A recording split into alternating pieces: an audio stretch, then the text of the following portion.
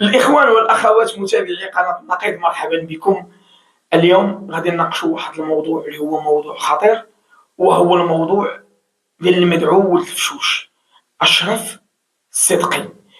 وقبل ما نحلوا ما يقع، غادي نستمعوا جميعا إلى ما قالته المحامية اللي كانت كتنوب عليه في المرحلة الابتدائية، وبعد ذلك نعلق عند كل نقطة مثيرة. فلنستمع. بداية رمضان كريم، بصحيحة والسلامة للجميع.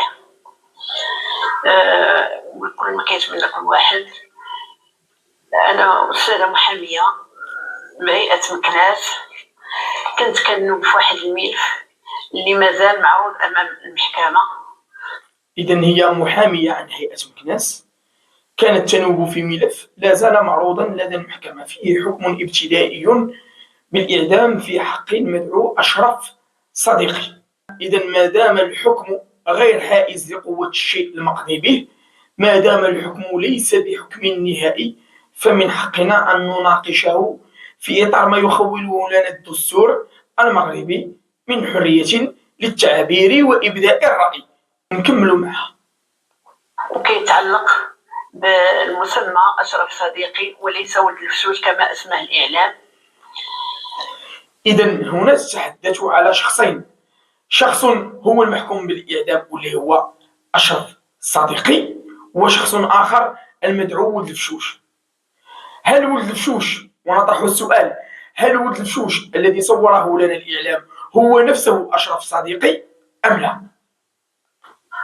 هذا الملف هذا كان لي واحد الأثر كبير في المسار ديالي المهني، حيت ملف اللي كانت معطيات فيه كلها كتعطي معطيات كلها، والأدلة فيه كل شيء كتبين البراءة ديال أشرف صديقي. هنا كتحدث على أن جميع المؤشرات أو جميع الدلائل أو جميع القرائن تقود إلى براءة موكلها، لكن الحكم كان بالإعدام. فما الذي وقع؟ وللأسف كان الحكم غير ما كنا كنتمناو، وخلافا لما كان بين أيدينا من معطيات ومن حجاج ومن وثائق. من هذا الشيء غادي نمشي لواحد المسألة. إذن السيدة الأستاذة المحامية توضح بأن الحكم كان مخالفا لما توفر عليه من دلائل وقرائن وحجج ومعطيات بإمكانها أن تبرئ المعني بالأمر من تهمة القتل العمد، والحكم كان الإعدام. لن نصف الحكم بأي وصف ولن نبخس الأحكام، لأننا نعرف حدود حرية التعبير لدينا، وما يمكنش لنا نطاولوا على القضاء على الهيئة الحاكمة، ولو أن الحكم ديالها فهو حكم غير حائز لقوة الشيء المقضي به، حكم غير نهائي قابل للاستئناف وبعد ذلك الطعن لدى محكمة النقد. وكدليل على هذا الشيء غنقتصر على بعض المسائل، غنقتصر على بعض الحوايج اللي كانت مهمة في الملف كتبين براءة أشرف. غنبدا. أولا الأستاذة هنا كتقول لك غادي تعطي مجموعة من الدلائل والقرائن والحجج اللي غادي تبين البراءة ديال المدعو أشرف الصدقي، فغادي نستمعوا لها وكذلك سنناقشها فيما تقوله. الشريط ديال الأحداث. هذا الشريط هذا كان هو اللي كان بين أيدي الشرطة، وحنا طلبنا من المحكمة العرض ديالو بالقاعة، وفعلا المحكمة مشكورة استجابت لنا الطلب ديالنا وتعرض الملف في القاعة. وأثناء عرض الملف كانت المفاجأة. هنا تتحدثوا على عرض الشريط المصور. قلت لك أثناء عرض الشريط كانت المفاجأة، فغادي نستمعوا لها ونعرفوا ما هي المفاجأة اللي كانت. وأثناء عرض الملف كانت المفاجأة. شنو كنشوفوا في هذا الشريط؟ كنشوفوا أشرف صديقي هو لابس لباس أسود واقف بمنأى عن الأطراف الآخرين، بعيد عن الأطراف الآخرين، وبان أشرف في واحد الوقت وجيز جدا، وقت قليل باش بان ماشي ما صارش. وشويه كيبان لينا في الشريط ان كاين شجرات، كاين داكشي، واشرف مختفي، ما كاينش اشرف. اشرف ما كاينش اثناء عرض الشريط كله و... وانا كنتسائل فين اشرف، فين مشى اشرف، ما يمكنش. وكيقولوا اشرف في الضرب، اشرف ما كاينش اشرف في الشريط كله. اذا هذا راه دليل كافي ودليل جدي يكون المحكمه تبناته على اساس ان اشرف بريء. اذا تحدثوا عن الشريط، وانا في الشريط ما كيبانش اشرف راه كيقوم بالمهاجمه، على العكس كيبان هذا الشخص هذا اللي الكل كيعتقدوا بانه هو اشرف صديقي، وهو ولد الفلوس، وهو اللي كيبان لنا راه كيهاجم عباد الله. ثم هذاك السيد اللي ضربوا بكروشي الاول، واش هذاك السيد هو اشرف صديقي؟ الجواب لا. اذا اللي ضربوا الضربه القاتله المميته يقولوا انه كان داير الحديد في يده، تضرب الدكتور بدر رحمه الله فغيب في البلاصه ولا مات ما عارفينش.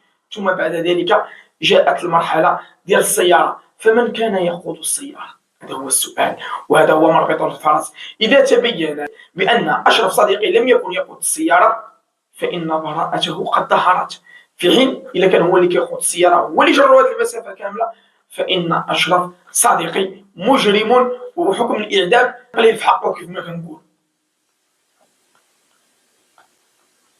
وهذا زدنا ايمان براءه اشرف.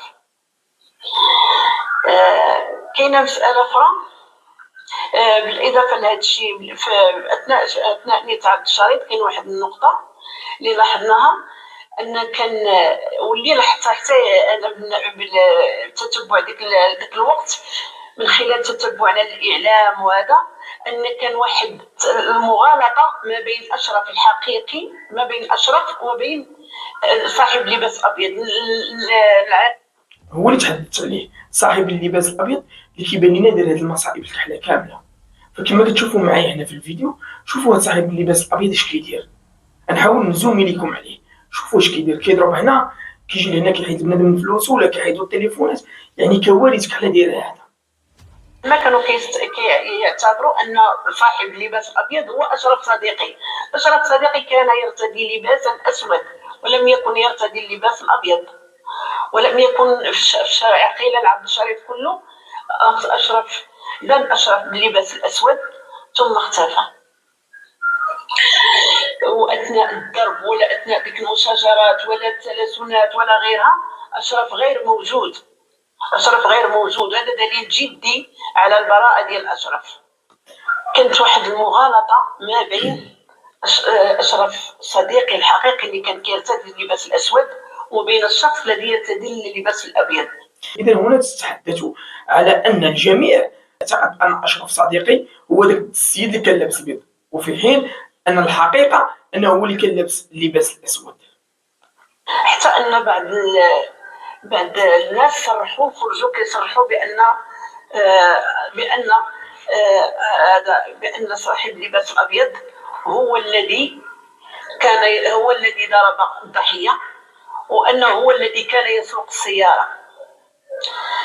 والاكثر من هذا ان في اثناء سريان الدعوه ومني كنا في الجلسه فوجئنا في الجلسه برئيس الجلسه يسلمنا اعترافا من طرف الشخص الذي كان يرتدي اللباس الابيض، هو المسمى امين. وهذا كنتذكر سميتو امين. هذاك عطى واحد الاعتراف ارسله من صيفطو من السجن وصيفطو للسيد الوكيل، وكيعترف به كيقول فيه بانني داكشي حنا اللي لقينا في الاعتراف، كيقول انني انا اللي كنت كنسوق السياره، اشرف ما كانش في حاله صحيه هي هذيك، وانا اللي كنت كنسوق السياره وانا حسيت بالدم وجيت كنقر نحيد عليا الدم، وراني صمت حتى شهرين في السجن باش نكفر على الدم ديالي. هل بعد الاعتراف من دليل شخص داخل السجن تقول لك سيدي راه انا اللي كنت تنسوق السياره ماشي اشرف صديقي، لان الحاله الصحيه ديال اشرف صديقي لم تكن تسمح له بسياقه السياره؟ كيفاش واحد غادي يعرف ان الاعدام تابعه ولا المؤبد تابعه وسيقبل بذلك؟ لا اعتقد بشكل نهائي ان شي واحد غادي يبان له راه روح، هذيك راه ماشي الضحك، راه روح، راه الاعدام، وغادي يقول لك سيدي انا اللي كنت نصوب. شنو هاد المغرى هذا؟ شنو هي هاد المغريات اللي عندكم؟ مثلا شنو فلوس؟ واش فلوس هاد شريك الحريه؟ الناس تضحي من اجل حريتها بالروح ولا تضحي بالحرية من أجل الروح. الإنسان كيضحي بالروح ديالو من أجل الحرية.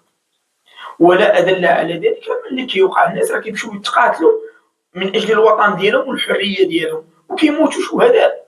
فكيفاش هذا السيد هذا غادي يضحي بالحرية ديالو اللي هي أغلى ما كيملك؟ من أجل ماذا؟ من أجل الفلوس. اش غيدير بهم هو في الحبس؟ اش غيدير بهاد الفلوس؟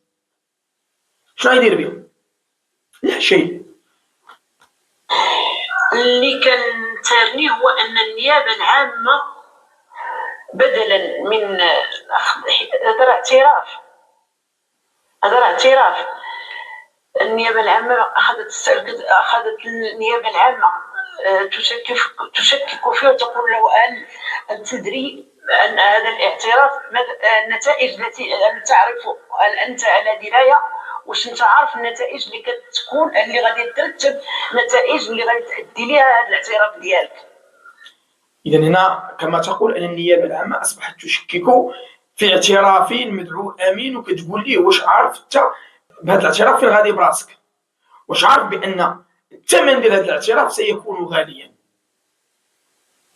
إذا هل هي دعوة إلى التراجع عما صرح به؟ فنسمعوا الجواب ديالو شنو كان؟ قال لهم أنا عارف، يكون اللي بغى يكون أنا اللي كنت صايق، أنا عارف، أنا كنقول الحقيقة. حتى الدفاع ملي سولو كيقول له واش انت كتعرف ان خطورة هذا الاعتراف ديالك؟ كيقول لهم انا عارف خطورة هذا الاعتراف ديالي، ومع ذلك اصر على انه هو من كان يسوق السيارة. هذا بالنسبة للمواطن. أنا لا أعتقد أن بعد هذا الكلام السيد كيعترف أنه هو اللي كان سايق السيارة. الفيديو يوضح بأن أشرف صدقي ما كيبانش ضرب في الفيديو. إذا كانت عنده هو هذه القضية ديال واش هو اللي دهسو بالسيارة. ما دام جا الاعتراف، ويانا ندخلوا الآن واحد الحيتية، هل تجوز شهادة متهم على متهم؟ فغادي نقراو معكم قرار محكمة النقد رقم 213 الصادر بتاريخ 26 يونيو 2022 في الملف الجنائي رقم 10144 6/9/2020. أنا نحط لكم كل شيء.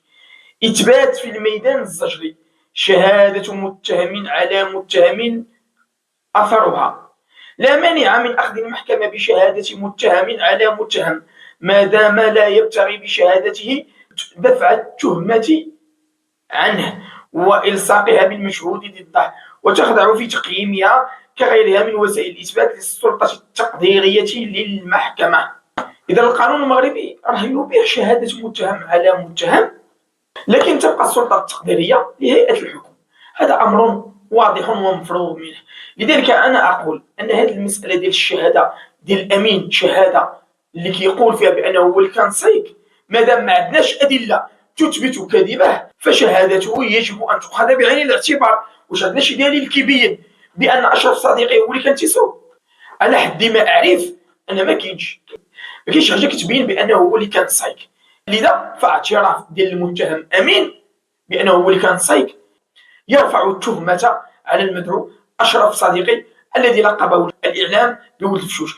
كان هذا الفيديو الأول في الموضوع ديال ولد الفشوش المدعو أشرف صديقي.